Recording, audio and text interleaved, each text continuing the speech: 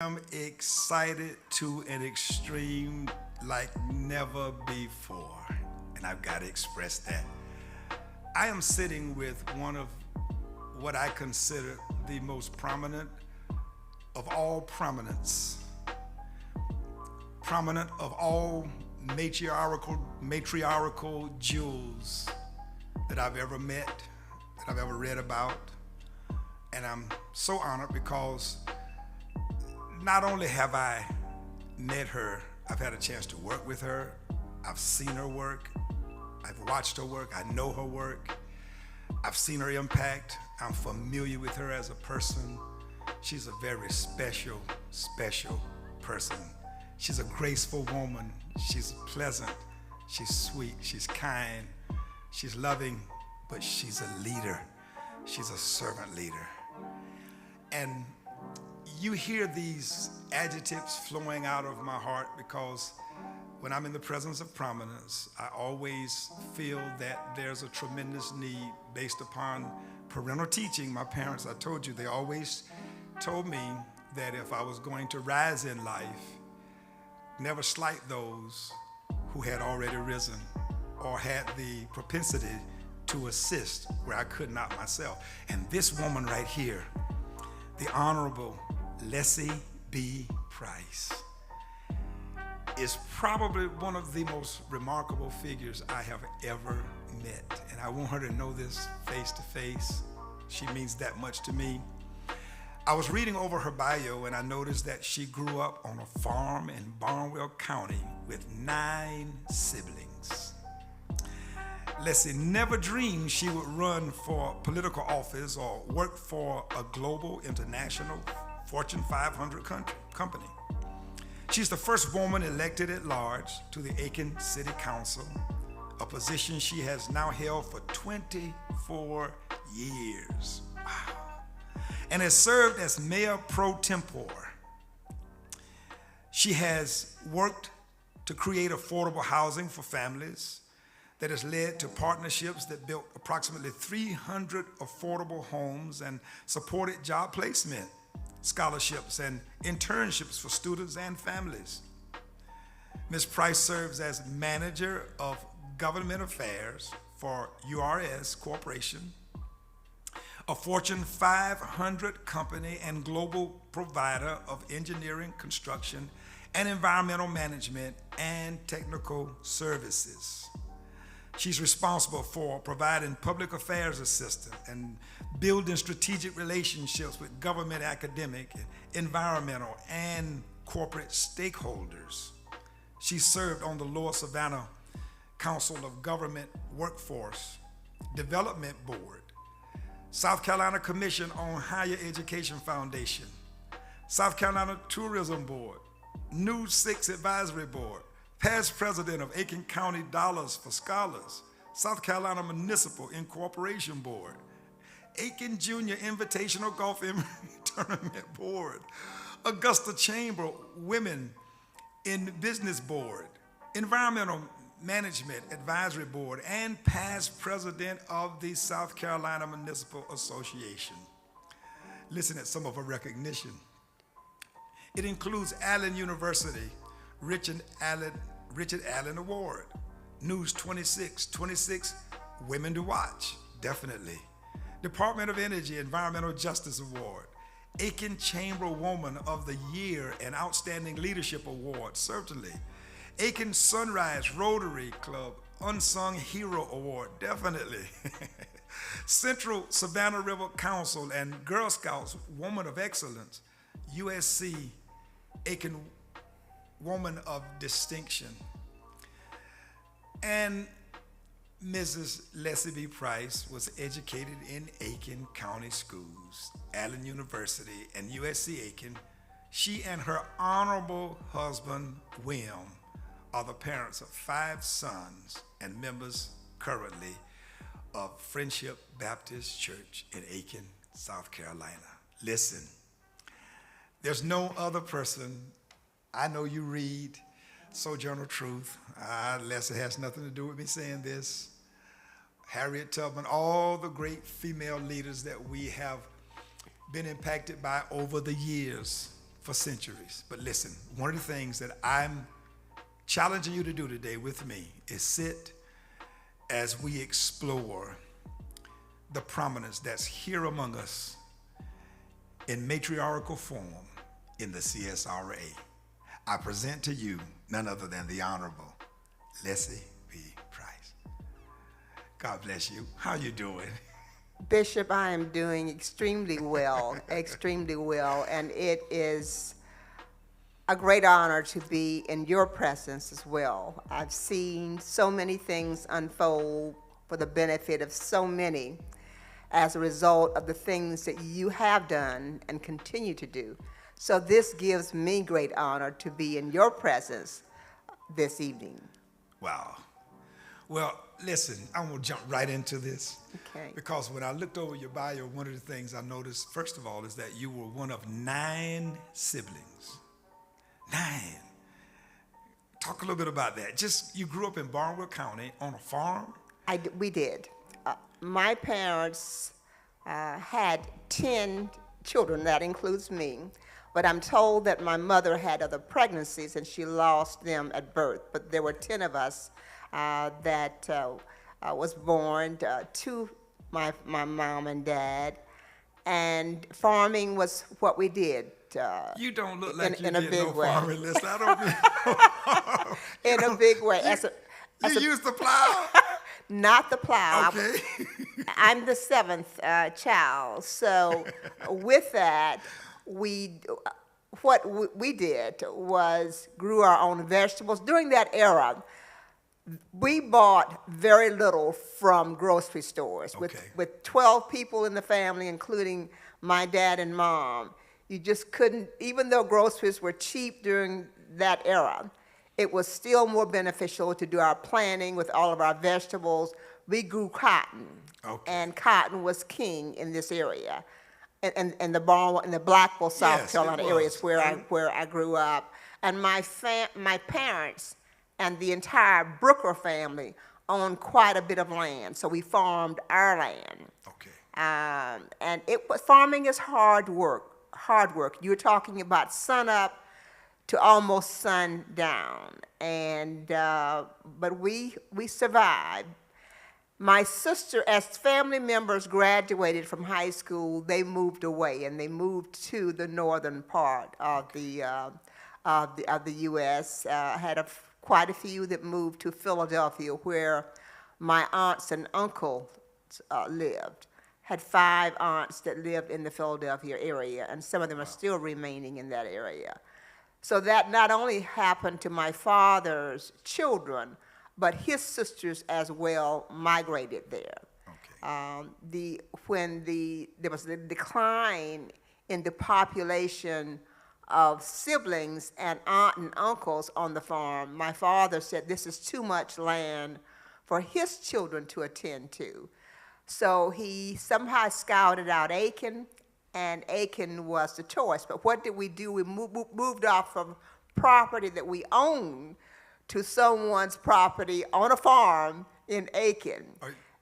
Right. Did he sell it? No, he left that to an uncle that was remaining for it to be cared for, and eventually an uncle of mine started leasing the property out to others. But having said that, he later became an employee of the city of Aiken. He became a sanitation worker, a garbage collector, and my mom started doing domestic work.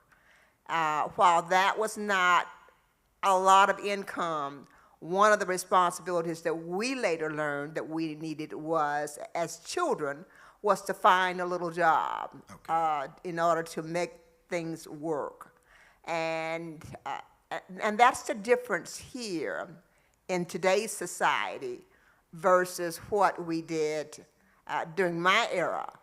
Every brother and sister that I had a little job. I did ironing for folks, and then I served their bridge club and other things that they did. When I was growing up, I thought a table setting was just a fork and a knife. Okay. And it was only during that setting that I realized that I was being trained to get exposed to. No, it's not a fork and a knife. There is a complete setting that goes along with it. The napkin goes one way. But you know, when you think about this, how you're being prepared for life, it's almost like this was being prepared for me for my life's journey as I had these odd jobs, getting exposed to these individuals. See, now you're right where I want you, because in looking at this one statement that's made in your bio, she never dreamed of the types of things that she's doing now. So how does one transition from the farm, Cotton field, to cotton fields, fork and a knife, fork and a knife, fork and a knife, to all of a sudden she's now this person who becomes, is it first a community servant? Is it something that you're exposed to while you're in school? Is it something that becomes a personal conviction that you're in search of, why is this thing bothering me? What was it that drew you into these corridors that you have come to be so renowned in? Let me go back a bit in terms of education. Some of my cousins and others were prepared for education beyond high school. Okay. Many of my sisters and myself, my brothers, was not. We were pretty much convinced that we needed to graduate from high school and go to work. Get a job. Right, but let me go back a little bit. Okay. When I started first grade, I moved from first grade to the third grade, the second week of school. We went to a church school instead of the public school. When Macedonia was, when the elementary school became in existence, when I entered that school, I moved from the first grade to the third. I moved from the first grade to the third grade when I was at the church school, and then went on to Macedonia Elementary School, and then later, when we moved to Aiken, it was kind of unusual how accelerated many of us were because of farm life. And I used to be embarrassed to tell folks that I grew up on a farm in a cotton field. But as you mature, that is the most blessed things you could experience. I worked at the farmer's market. My father would normally like to take me with him. We sold watermelons and cantaloupe, you name it, for farming. And that early age, you learn how to read, count, your colors and all those things. So that is in preparation for school. Okay. Coming to Aiken, it was a different environment, larger place, and I attended the elementary school on Kershaw Street. And having been there, that was a different culture for me, and the teaching was quite different. As a matter of fact, I don't mind saying that I thought I was going to fail the sixth grade. So it was pressure. Right, it was. It was a different climate, but I survived. Okay. That prepared me for a lot of things as well in life, knowing the fear that you may have to repeat a grade. It really puts you on your P's and Q's. But also, I was not aware of my parents' level of education, because they would do their comment every evening or every 2 days, have you done your homework, let me see it. And we didn't recognize that their literacy level was not there. So it's these kinds of things that really keeps you in check, not knowing what your parents are looking at, that makes you think, I've got to get myself together at a very, very early age because they're checking on me. Well, thank you so much for sharing that, because a lot of us have been in situations where life was very difficult for us educationally. Mm-hmm. At least I struggle. Can you imagine? My sister. I always said it like this. My sister was always the head of the class. Well, we're almost 4 years different. And she graduated cum laude. I graduated cum laude quick. Listen, I'm telling you. But I did earn a scholarship with my art gift in the 11th grade to the University of Kansas City. And it was primarily because she took the time to get me to do some images for her at a young age, and that's how I discovered that I was an artist. She helped me to do that. But we learned also that our parents weren't that educated. Our mother, she did go to the 12th grade, but it was after many years, after she's working at the site, etc. But my father never made, I think his education may have been 4th or 6th grade, something like that. And so, yes, ma'am, it was very impactful, and it had a lot to do with our ability to achieve. I just didn't have the gift. I have the artistic gift, but I did not have that gift. And how about this? In the 4th grade, my teacher's name was Miss Pilot. She said to me one day, she said, "Finace, you are the most persistent young student I have ever had." She said, "You're not like other kids. You struggle to get it, but you stay with it." She said, "Son, if you stay that persistent, I want to encourage you by saying that a day will come that you will learn your basics in a way that most gifted kids do not, because most of us don't pay attention to the basics. And you have the trimmings of a great leader because of your ability to be persistent in spite of how difficult a task is." Wow. She said, "That's a gift." And I stayed with it. So Miss Pilot initiated in me a need to believe that one day I could be academic to some degree like Rhonda, even though I never did get there. But it's amazing, looking at you. I said that to say this.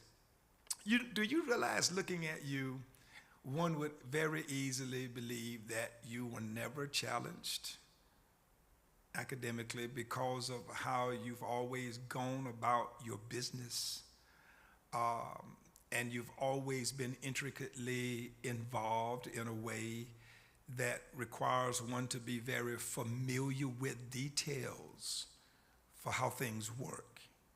Your instructions for me at a young age were profound. You gave me the kind of procedural grace, I'll say, that gave me the ability to just do things 1, 2, 3, 4, 5, and be where I needed to be, just following the details. And so I never saw you as someone that struggled, could have had a problem with academics, but it's good for people who are listening to us to understand that great leadership and prominence can come from a variety of sorts, inspiration and motivations and challenges, and how you've used all the things that were a part of your life. You're looking back now, telling us how this worked. And I guess as we go, you're going to begin to show us how this ended up helping us with that, and helping you with this and that. And it's almost like life was just kind of a course that pushed you, down a stream, and from one avenue to the next, you found yourself where you are. And you're so accurate in that, because it was Gertrude Eubanks that nurtured me through that process. But then I became involved politically while in the elementary school. While in elementary? Yes. Okay. Barbara Page Walker helped me to get my start. Barbara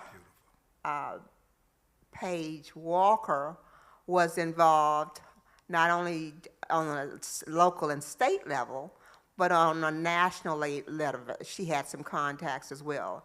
And it was just not politics that she was involved with. It was health care. It was justice that she was involved in her area. And God has areas for us that he wants us to do his work. And Barbara had multiple tasks that she was on the battlefield for people. But can we take a moment, since she was, I don't like using this word, but if it was anyone that was intricately to be considered iconic in my life as far as female impact as well as yourself, Barbara Page Walker. Wow. She's the one that introduced us on the other side of the spiritual, the religious things years ago. And she stood for me in ways that simply said, you're not going to touch this young man. He's just trying to do what the Word of God says. And you guys, I know your life. Shut up, because before I start talking, she was that kind of bold person, right? And I just want to pay homage to her essence and the impactful pioneer that she was for many of us, because over that Aiken community choir that we had. I was on the choir. And yeah. you was on the choir. Right. See that we used to come to your house and say, oh yeah, take over with the basement and all yes. that. Oh God. And so she meant so much to so many of us. I'm just amazed in hearing that she was a part of introducing me into politics, knocking on doors on Saturdays, getting people to register to vote. And some of them, again, the literacy level was not that. They would make an X, where we would get them registered. But the time that she took, and I later asked her, why did she select me for this task of knocking on doors in evenings and sometimes on weekends, frequently on weekends? She said it was difficult to get adults to have an interest in doing this, but a little girl she could work with wow. and develop. So that first exposure came with her during my elementary and then moving into the high school years as well. So you were already being well on your way. God had his plans in terms of that development. I had no idea what was going on. I was just doing some work. You got 9 siblings at home around, so somebody's giving you something to do, and she was our choir director at church, so that was significant to me. Beautiful. And then so in high school now, you're already in politics. Well, I started working politically with local campaigns and then state campaigns. That exposure that Barbara gave me some insight of the struggle folks have with getting people to register, take an interest in politics, and really not understanding how government, politics influences everything you do. Yes. If you're not voting, you're letting the other side have a voice, and yes. you need a voice. Yes. So that was the other encounter. But my first running for office, took place within the church. And there are so many folks that helped me to get to that point. Mozella Hamilton, you don't know these names, and Margaret Banks, they were elementary school teachers. I worked for them and did things for them with their social clubs, which exposed me to how do you conduct yourself when you're out in public, and those kinds of exposure. As you reflect back, you see that there was a development chain there. I would attend my sophomore and junior year junior missionary society conventions. And Miss Laney Coleman was the one that exposed us to the convention portion. She had that function, a role in the church. And we would meet at Mars College. And one young lady by the name of Gail, I'll think of her last name. It wasn't Gail Diggs, but it was someone else in the church. She said to me, Leslie, every year we come to this youth convention at Mars College, and you talk about things that should be done that's not done. Why don't you run for the state president this year? And I said, well, I have no talent. She said, what do you mean you don't have any talent? And I said, well, I sing on the choir, but vocally I'm not that talented to go up and perform. I have no music, because most of this was determined by musical talent, dancing, oratorical skills, those sort of base talents. And I said, I have none of those talents. She said, but every year you talk about what's taking place now and where we should be next in terms of planning for youth. why don't you get up and talk about what you say to us about where we should be going? And I said, no, that's not what they want to hear. Well, she convinced me that I should do that. And I didn't leave my church friendship to go and run for anything because, and let me just go back to that. My parents having 10 children, we were not seen as the, if I can use this term, elite. Okay. We were the folks, we were the kids that wore each other clothing, only had about 2 pairs of shoes each, maybe 3. And those that could use each other's shoes, we did. So we were considered the less fortunate, the least of these. And what got me on target with the least of these is a scripture,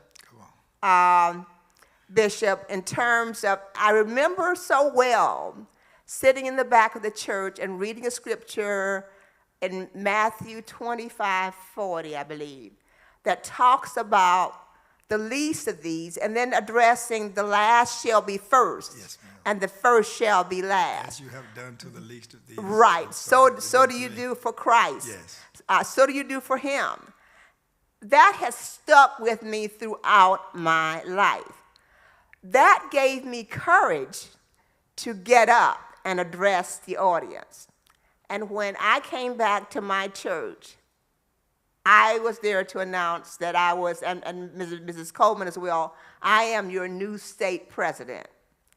All through God's grace. See, that's powerful. All through God's grace. My first position in serving in public life. And that was shocking to many because of my status, my family status. A garbage collector, see, and a domestic worker. And here there's 10 kids. So I cannot describe that feeling. The other thing, there's so many seeds that was planted. The other thing was, here I am now a senior in high school. I've decided that I want to go to college. okay. It is March. It is March of my senior year, and I want to go to college. I haven't enrolled in anywhere. I haven't talked to anyone.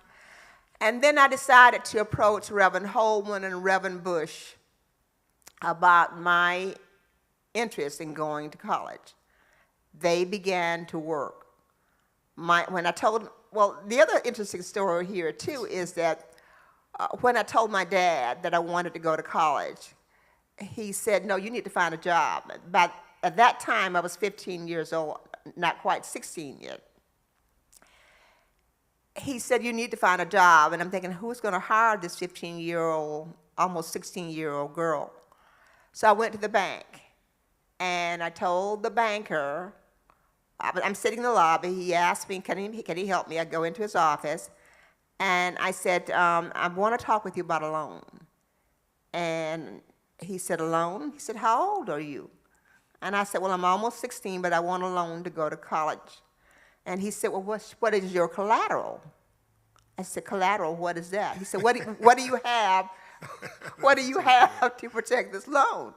And I said, well, I don't have anything. He said, do you have a car? No. I said, I don't have anything, but I will sign something saying that I will pay you back when I graduate or get a job. And he said, no, young lady, you can't do that. He said, I'll tell you what I'll do after we talked a bit about what I thought I wanted to do. Go home, get your dad to sign this piece of paper, and that will be a documentation saying that I've got some collateral with your father. So I took the paper home for my father to review, to sign. And he said, you want me to sign what? And I said, well, I'll need some money, but when I get a job, I will pay them back. And he said, I am not signing this. All you're going to do is go off to that school, you'll get pregnant by some boy, and I am going to be stuck with this loan. No, I am not going to do that. So then I knew that I had to rely on Reverend Holman and Reverend Bush a great deal. So they helped me to get into Allen University on a work-study program, working part-time and going to school part-time. So that was my first gateway into collegiate exposure. But having said that, there's been so many different seeds that have planted the way for me. I later had to drop out of college, got married, got pregnant with our oldest son, Tony, and then my father-in-law helped me as a gateway to get into Savannah Riverside. Okay. And I entered into an entry-level position, mail clerk, carrying a mail bag on my shoulders, going from office to office, delivering mail to the offices. And one of the things that my father taught us was, whatever job you have, no matter how unpleasant it seemed, do it well. Yes. But do it with swiftness. Do it quickly. Get the job done. And that I did. So the route that they had given me, I did it just as instructed or trained by my father. And I finished my job before 12 o'clock every day. So my supervisor said, "Have you delivered everything?" And I said, "Yes." He says, "What?" He was puzzled. What am I going to do with this person the next 4 hours of her day? Wow. So he gave me a portion of the other routes. I still finished early with the other routes. That's amazing. So at that time, Savannah Riverside was having issues I moved to other jobs, but at that time, the plant manager was Bill Model, and he had done some background checking on me. And here's the point here. You never know who's watching you when you're doing something. Thank you. So I was called to the president's office, Bill Model. And in going to his office, I'm sitting there and I'm scared to death. Why would a little girl that has been a mail clerk and just participated in clerk roles, why would the plant manager want to talk with me? And he said, I have you here because I want to talk with you about a position. And he told me about the issues that was taking place on site with getting letters from Strom Thurmond and other Fritz Hollings during that era about complaints of not hiring African Americans in the position and the disparate treatment taking place. And he said, I'm looking at a position for you to move into. And this dealt with a pre-screening of applicants taking in. At that time, Savannah Riverside was receiving 10,000 applicants on an annual basis. And as we talked about pre-screening, I said, I know nothing about this. What sort of screening device do I have to pre-screen these individuals? He said, well, you'll be given a set of guidelines, and you will be able to determine based on their skill sets and what we're looking for, how to make the comparison. So I said, okay, that sounds like something that I'm capable of doing. And then I said, of note, Mr. Model, why am I being considered for this position? He said, well, I watched you as a mail clerk. And I watched how you greeted everybody in that office. You took a second or two to be kind, but you were moving. You were moving the process. And that is who I need in that job. You're courteous, but you know how to move things along. He said, but let me give you a free warning. I am talking to you because you are my selection. You are not the select person that is wanted in that department. So be aware that you're going to meet with some opposition and barriers. And I just want to give you basically a heads up. I went there prepared, knowing that people were not embracing me coming into that division. Fast forward, I went there to do business. There you go. About 6 months later, my supervisor knocked on my door and said, Leslie, there was very little communication between the two of us for 6 months. He knocked on the door. He said, Leslie, when you finish that person, you need to come down to and this was in the medical building, the employment building was combined, come down to the lunchroom area. And I'm thinking, oh my goodness, I've done something wrong again. I go down and I'm standing, and he said, get yourself a cup of coffee and sit down. I did, and I'm sitting, and I'm sipping, and I said, can I ask what did I do wrong or what this is about? And he said, I watched you for 6 months. The only time you've gotten up is when you went to the bathroom. You ate your lunch real quickly at your desk, and you were moving to bring people in to talk to quickly after about 5 minutes. You're going to take a break, and you're going to take a break right now. That was the beginning of really my real career. I got the best promotions and the highest raises out of this man than ever in my history. He moved me forward. See, now this is something we're going to take a few minutes and take a brief break here. But listen to this. Here's what I've heard.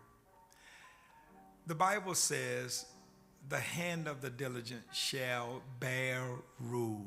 The hand. A lot of people don't get the concept. Dad always said, "Whatever your hand finds to do, do it with all of your might."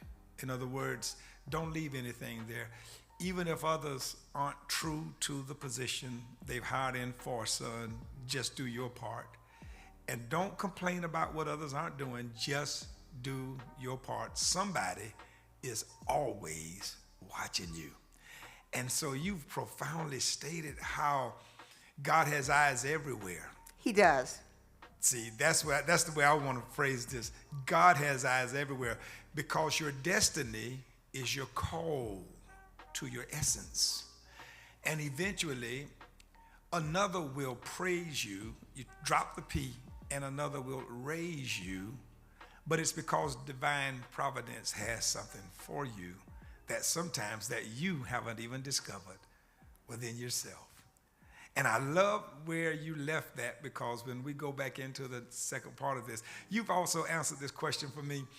How did she get between the school and the church and the job into such prominent positions, wherein she was always, since I've known her, in positional influence and impactful situations where her word carried weight?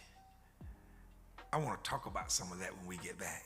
I've got a few other things to mention to that too. One quick thing is, I asked him as we got to know each other better, because there was very little communication. I said, I'm always curious to know when the other team members who did not look like me, he would give them guidance and sit with them through the process, instructing them on how to do things. I was just always given the task and basically said, do it. And he said to me, Leslie, you will find your way. You don't need the guidance. You know how. You know the do's and the don'ts, and you know how. Those folks that don't need my instructions, I am not going to waste your time nor my time. You will find a way to get it done. See, and that's what I'm talking about. You see why I needed to have this tremendously impactful gift presented. And guess what? This week is Mother's Day. Not only is she to be recognized for her servant's impact as a patriarchal, matriarchal Prominence. But listen, she's a mother, and she's done all of these things as a wife, a mother, a woman. And I tell you the truth, I see why the Bible says she shall be praised. We'll be back in just a moment, and I'm going to go into some other things that you need to hear about. The Honorable Leslie Price. God bless you. Thank you so much, Oh, Bishop. God. Thank you. This is tremendous.